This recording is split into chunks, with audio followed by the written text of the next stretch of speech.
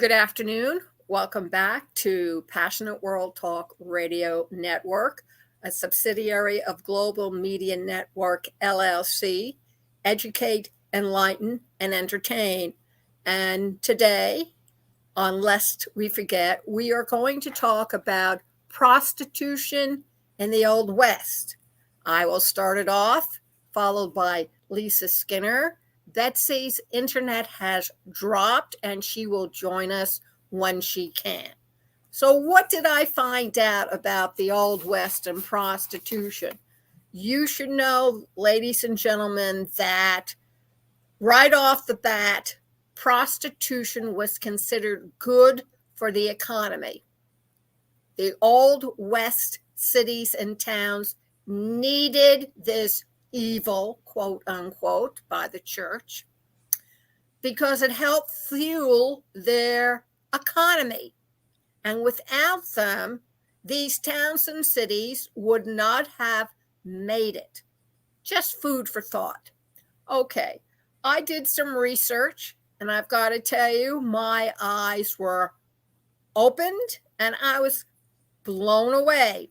The first thing you have to know is that there's a pecking order for prostitutes, and that there are different types of names for prostitutes, but more or less they mean the same thing.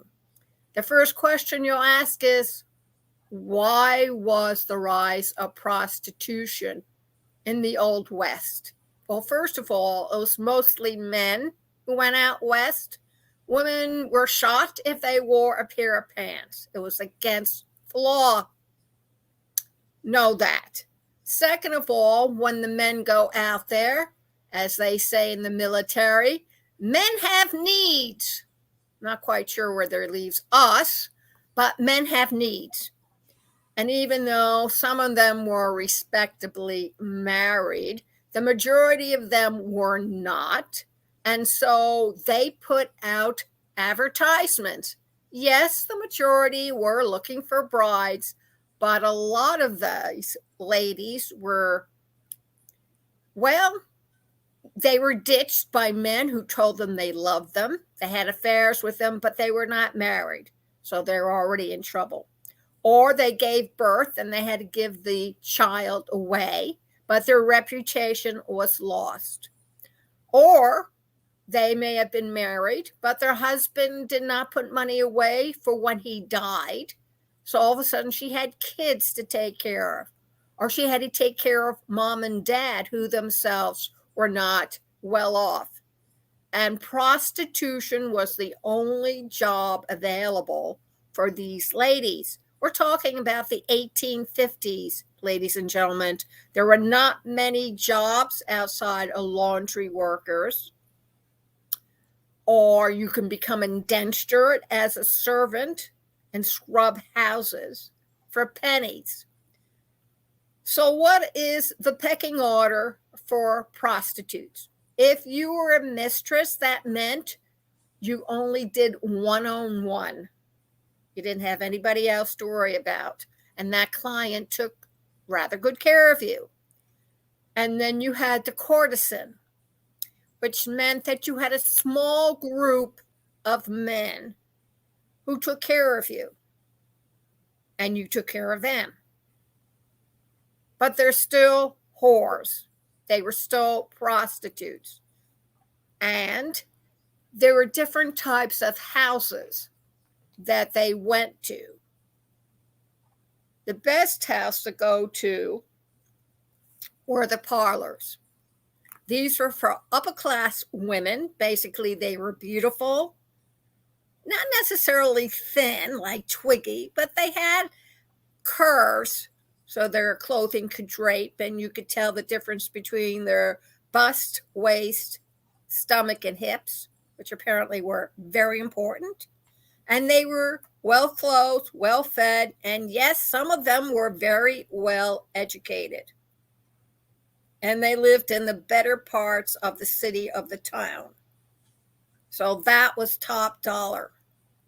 Then you had, and they, oh yes, $20 to $30 a head. Kind of sounds like cattle, doesn't it?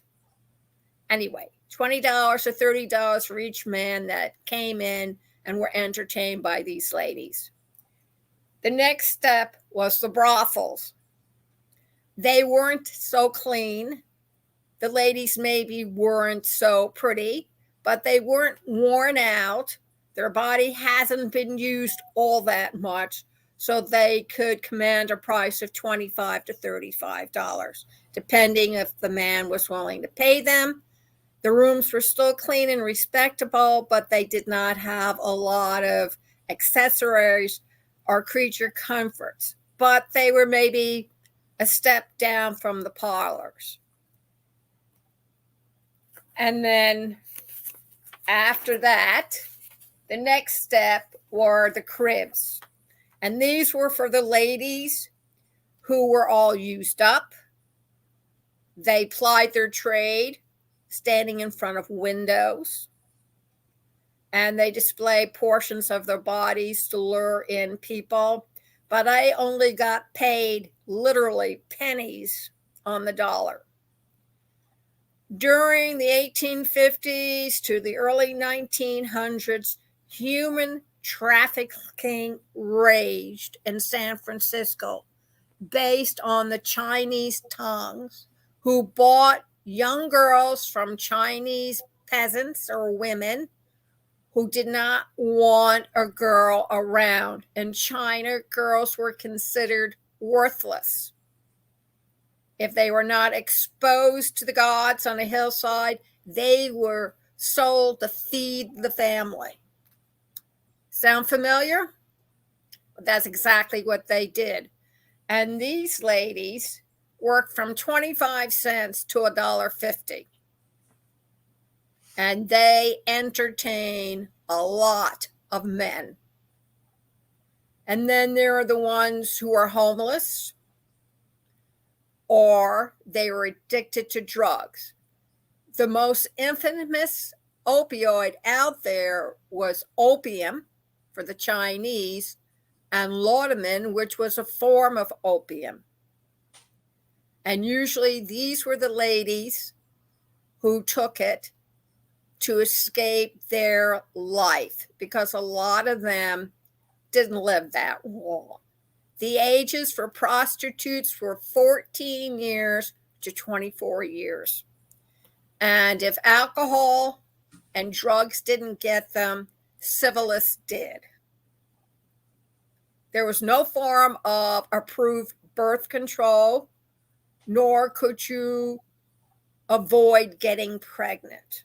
There were a lot of people there who told you to use different metal objects to thrust up to destroy the fetus or destroy the baby. And of course, nothing was sterilized, so the infection alone would kill you. And then you have the streetwalkers who were either pimped out by men or ladies and girls who were homeless. And they would sell themselves for anything that they could get. You're wondering how prostitution became known as the red light district? This I didn't know. When engineers from the railroad came out to have sex, they would leave their red lanterns outside of the room or the shack or wherever they were doing their sexual thing. So if there was an emergency on the railroad, they would be known to be found by those red lanterns. And that's how it got to be known as the red light district. Now, in the mining camps, the women came to be laundry, so it can clean up their clothes with lye. That's made with the ashes from the chimney. It's pretty strong stuff. I've made it when I was living off the land. Trust me, you don't want to use it because it'd be burning everything you put in the water with it. Then you have ladies who were notorious prostitutes, but some of them became outlaws to supplement their income. Things you never knew because this was not taught in school. But you have to understand that prostitution is the oldest job for a woman to take. In England, if something happened to your husband and he wasn't wealthy, you landed up in the streets and you became a prostitute because that was the only thing, the only job that would pay for you to take care of your family. Trust me, the church did not care. They didn't run homeless shelters. They didn't feed the hungry. And if you were a girl, trust me, the good old King Harry would not take you in and educate you and feed you. That was only for boys. Girls did not rate except to be used. You were considered property, even in the Old West.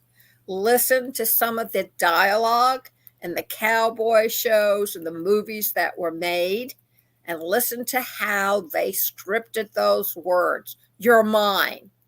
You belong to me. You do as you're told.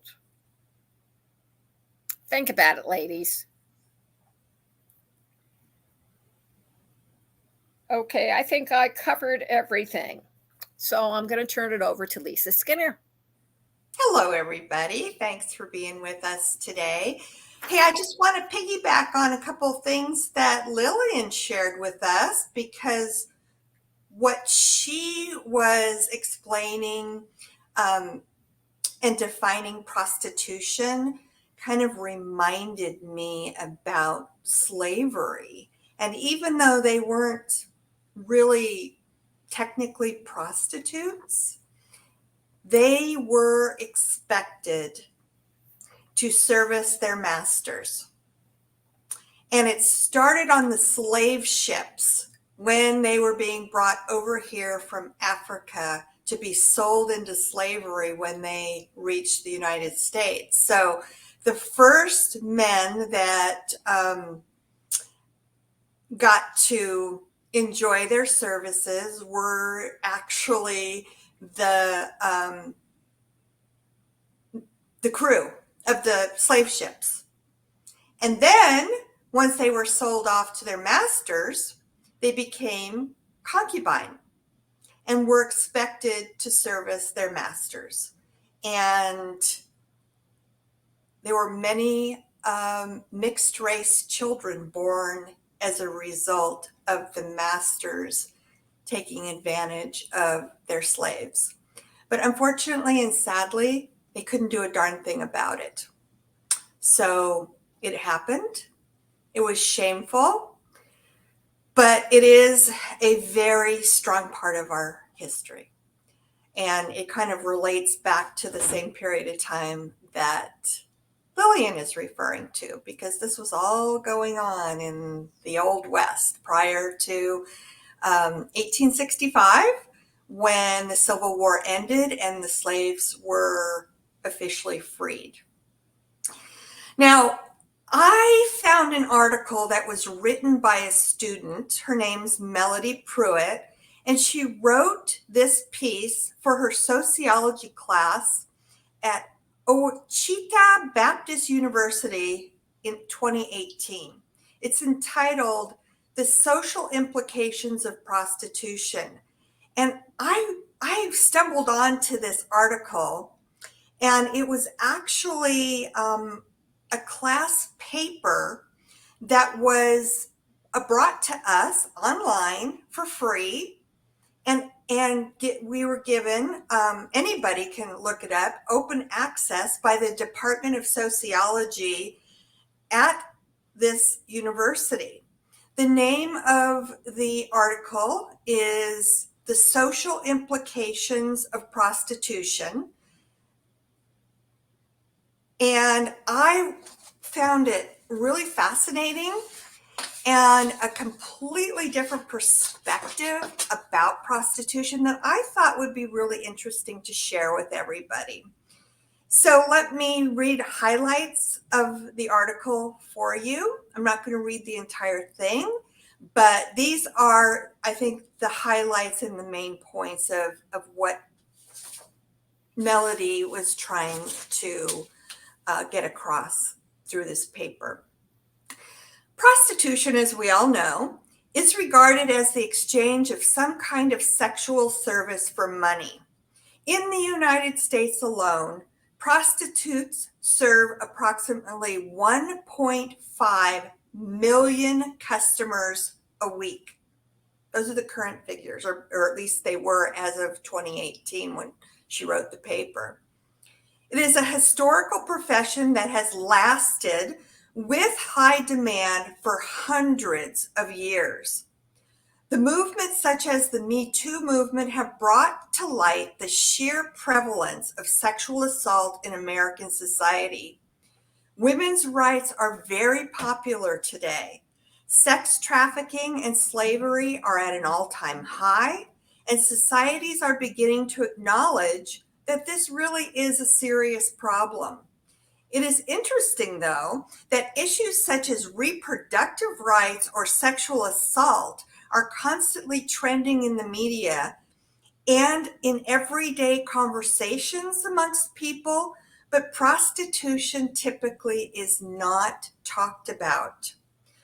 Prostitution, though, can have just as devastating consequences to both women and society as a whole. The greatest debate within our literature appears to be whether or not prostitution should be legalized. Different authors have distinct opinions on the consequences of either legalizing or prohibiting prostitution. There doesn't really seem to be a middle ground to that. It's one or the other.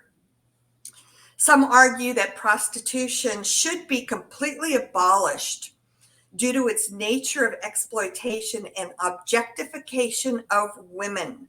Some believe that prostitution is just another method by which men assert their dominance over women, like they're slaves. Therefore, in the modern era, it should be eliminated according to evolving ideas of gender equality.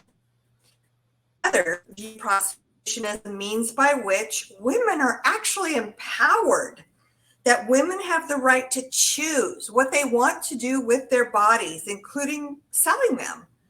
To restrict this freedom through legislation would be to oppress women and further promote inequality between the genders.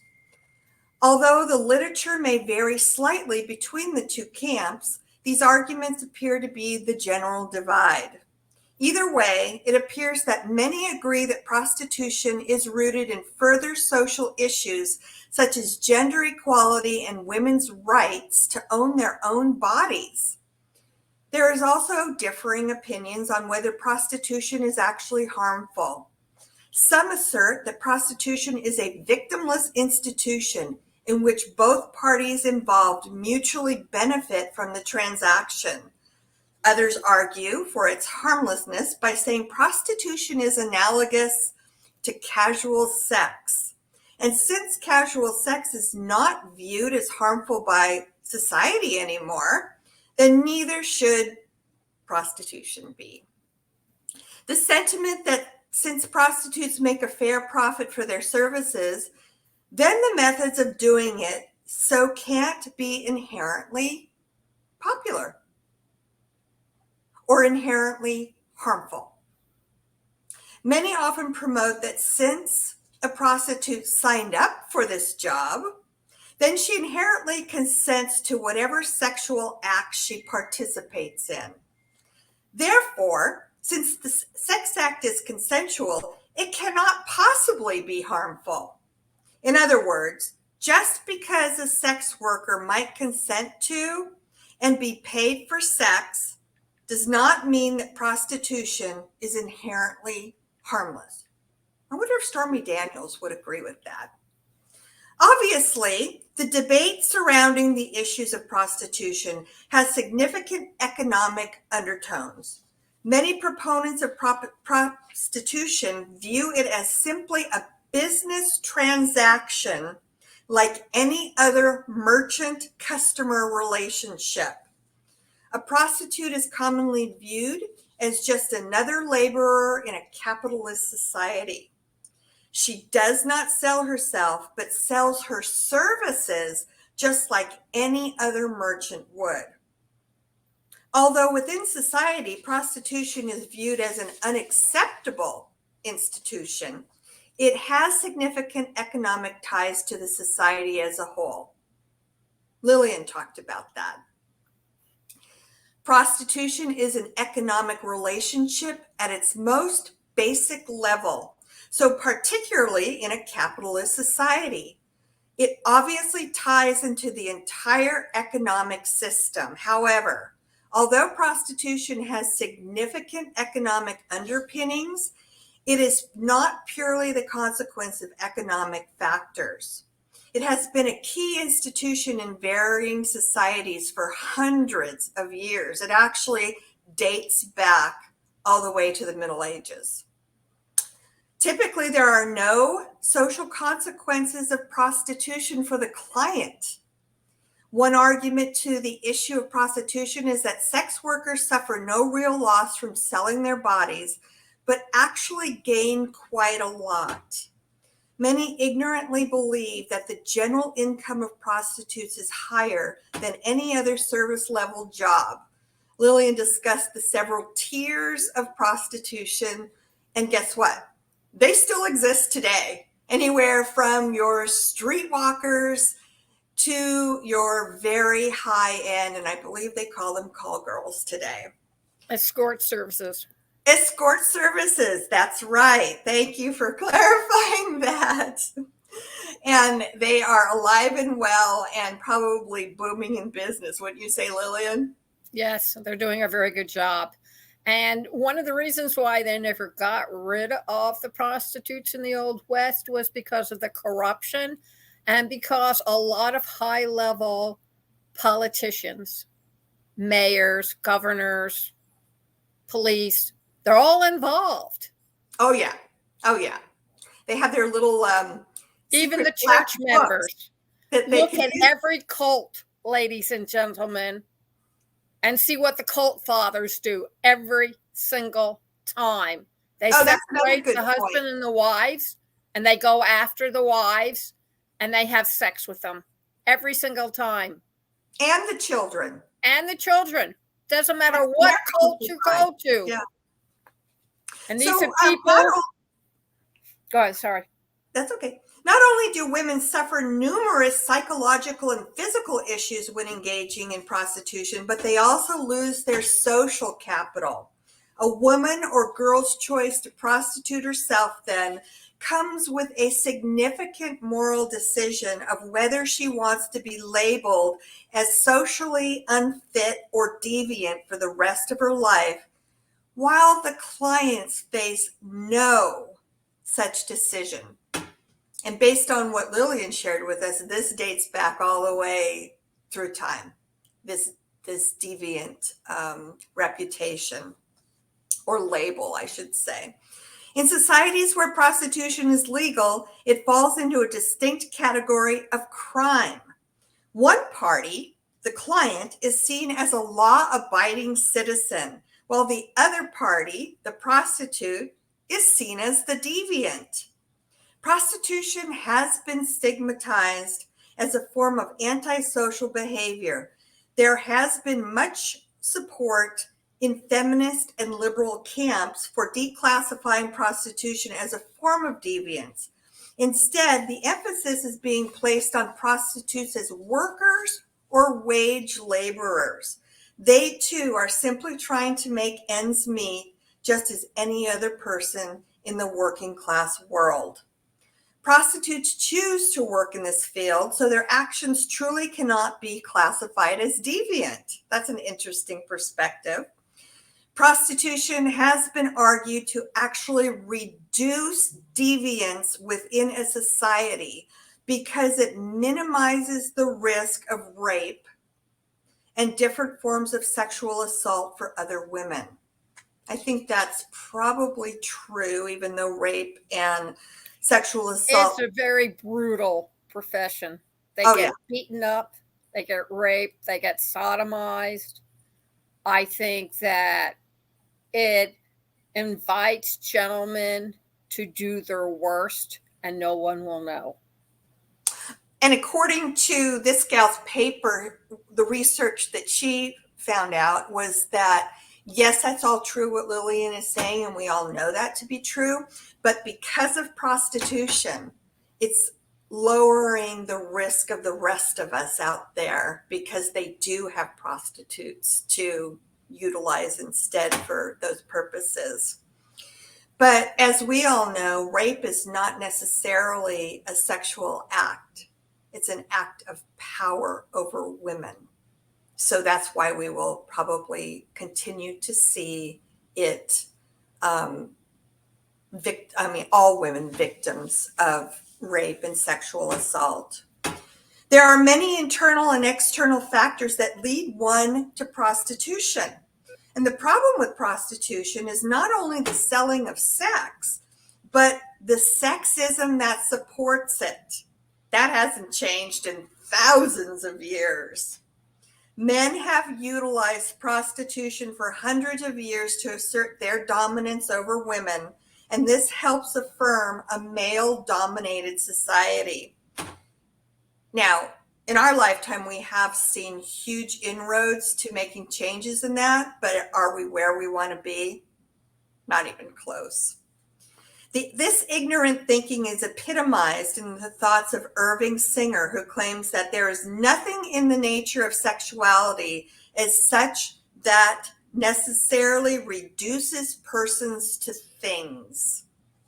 Because, as he argues, there is something fundamentally reciprocal to sex. The fact of the matter is, prostitution does not promote a pleasurable exchange between two consenting adults. Instead, it is fundamentally the unilateral use of a woman's body by a man in exchange for money, period. The prostitute, much like the sex slave or the young girl who experiences sexual assault, epitomizes male-dominated society. Prostitution is an avenue in which men can continue to assert dominance over women without any strings attached, or really without any social consequences. Even the term prostitute has slowly evolved into the term sex worker, not to destigmatize prostitutes themselves, but as a way to create a non-judgmental atmosphere to be able to solicit clients. I guess they think it sounds better. It exhibits this misogynistic idea of the male sex right, meaning that men are entitled to women's bodies simply because women are seen as subordinate. What do you think of that one? Well, it's true. Huh? It's true up until the 20th, even in the 20th century, if a person came in and saw a man beating up a woman and interfered, they would be told it's his right as the husband, that she's my property and I can do with her as I wish. The Bible says so. And I think that behavior was happening in the 50s and the 60s. Yes, absolutely. Absolutely. I have the right to beat my child. In the 70s. Yeah. But for not very long. For not very long. And the fact of the matter is, ladies and gentlemen, I believe one of the Germanic countries, I think it was Sweden or Switzerland, did legalize prostitution. But they also took care of the ladies. They gave them clean housing. They gave them a doctor with medical standards that they had adhered to. They had to go and be examined for syphilis or gonorrhea. And they also had to stop when they were pregnant. And they were pretty much monitored by the government. Now, whether they're still doing it or not, I don't know. But I do know that they took away the stigmatism of living in rat-infested 23 beds in one room, uncleanliness, no protection against the diseases that men pass, because men have no idea except maybe AIDS, and you have read about where men in the 80s and 90s very gladly passed along the fact that they were active with their diseases plus AIDS and didn't think anything about passing it along to the woman who would then pass it along to other clients. So it kind of makes you wonder. It can be used as a weapon. That's a really good point, Lillian. So according to Melody's research, she says essentially prostitution allows for public acknowledgement of the man being the dominant actor in society, an affirmation of men as sexual masters. There is certainly a double standard in society when it comes to sex workers. It can be said that a crime such as rape could also be categorized similarly, with one party, the victim, being a normal, law-abiding citizen and the other party being the sexually deviant criminal. The question becomes then, why is the prostitute the one that's seen as deviant in one scenario and the rape victim seen as not when they both experience traumatic sexual events? Certainly, the argument can be made for choice, where the prostitute chooses to be in that situation, therefore making her deviant, while the victim definitely did not choose to be in that position. That begs the question, though, of whether prostitution is actually chosen. I think in some situations it is, and in some situations it clearly is not. It's due to circumstances. Prostitution is certainly a very real and prevalent issue in today's society. The problem with how society regards prostitution today is that it separates it from other institutions that demean women and widen the gender gap. It seems that society views sex trafficking, unequal pay, and sexual assault, among others, as serious women's issues, but prostitution does not appear to make that cut. Even further, as seen in some of the literature, some members of society even believe that prostitution empowers women and allows them to make a profit while working in the field of their choice. It has been discussed in the literature that multiple factors led women into prostitution or lead women into prostitution, including sexual assault experienced as a child, poor economic conditions, drug abuse, and others. Perhaps some women truly make a conscious choice with no other external push factor to sell their bodies. I think they're probably the exception rather than the rule. Yeah. But it is certainly ignorant to apply that generalization to every sex worker. So my call to action, based on what both Lillian and I have shared with you today, you let us know what you think about these two camps and anything that Lillian shared with us on the topic of prostitution. What stand do you take on it? Do you think, do you agree with the deviance theory? Do you agree with women make their own choice? Any of the points that we approached you with based on this topic, we would love to hear how you feel about it. You can email me at my personal email and share your comments at dementiawhisperer1@gmail.com. And Lillian? You can approach me at pwrnetworkllc@gmail.com, or you can text your comment to 484-364-1032. To wrap up, the month of International Women's Month and to honor those women who have made a difference, next week, Friday at 3 p.m., we will discuss some of the risks and perils that women face and trying to bring a change in our current society. It can be ladies who were for the suffragette movement. It can be women who try to make a difference in getting slaves out of the States into Canada. It can be women who have taken a turn and decided how they would help their fellow women. Also, next Friday at the same time, I will be interviewing a lady, Dr. Tracy Kempler. She wrote a book about narcissism, and she's written how to protect yourself and what to look out for when encountering a narcissistic person so that you will not be abused the way she was. When you're involved with a narcissistic person, it basically means that person is only concerned with one person, themselves. I am so excited about her being here. She is an expert on sexual abuse, and I can't wait for her to share some of her experiences with us on some of these victims that she has counseled. So make sure you join us next Friday for that exciting episode. Absolutely. And if you want to be a part of it, we will be live again next Friday at 3 on YouTube, on Facebook Live, and on LinkedIn. So please join us then.